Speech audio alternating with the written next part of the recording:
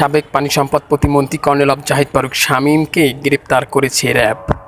রোববার 22 সেপ্টেম্বর রাজধানীর বারিধারা এলাকায় নিজ বাসভবন থেকে তাকে গ্রেপ্তার করা হয় র্যাবের লিগ্যাল অ্যান্ড মিডিয়া উইংয়ের সিনিয়র সহকারী পরিচালক এএসপি আনাম ইমরান খান এই খবর নিশ্চিত করেছেন।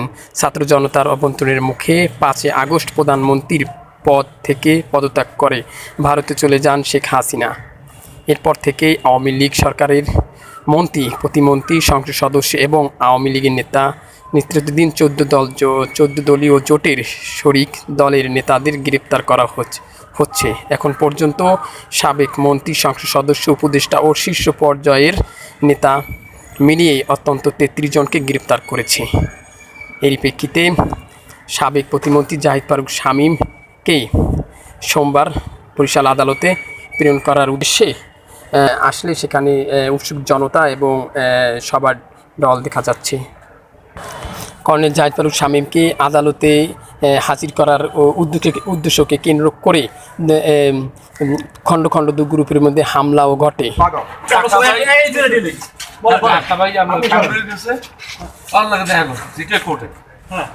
তারপর কি হলো ভাই? এই হঠাৎ সিলেই ভাবে আমি কোনো মামলা হয়নি। মামলা আছে, আমার জামিন না, মামলাই আছে, জামিন হয়েছে। আচ্ছা, কারা করলো বিষয়টা? এই যে বিএনপি। আপনি কি কারো বিরুদ্ধে আপনি কেন চিনতে পারছেন? কোন এই যে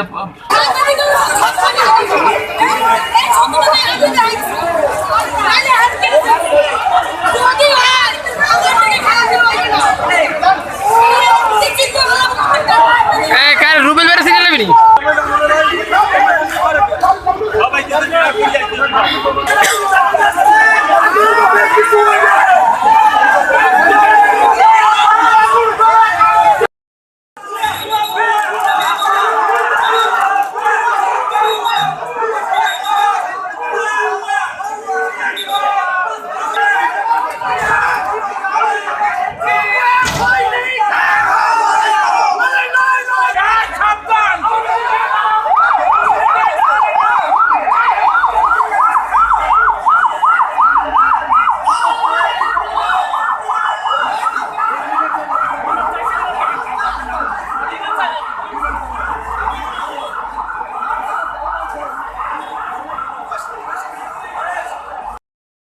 আমরা মামলার ত্রুটি বিচ্ছুতি যেগুলো আছে সে সব আমরা আদালতে উপস্থাপন করি।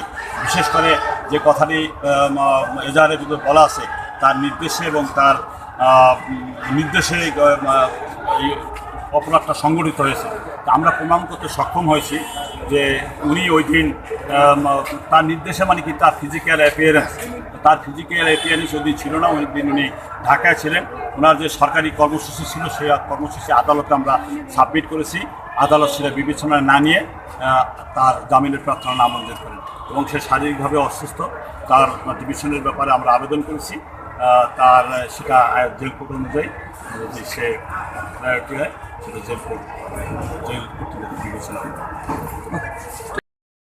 আশা করেছিলাম রাষ্ট্রদ্রোহ মামলা হবে এবং রাষ্ট্রদ্রোহের মামলার উপাদান রয়েছে, সংবিধান পোড়াইছে, জাতীয় পতাকা পোড়াইছে। তাকে রিমান্ডে নিলে এই ভূখণ্ডরে তারা কোথার সাথে যুক্ত করতে চায়, বাংলাদেশ রাষ্ট্রের অস্তিত্বরে বিলীন করতে চায় কিনা এইটা উদ্ঘাটিত।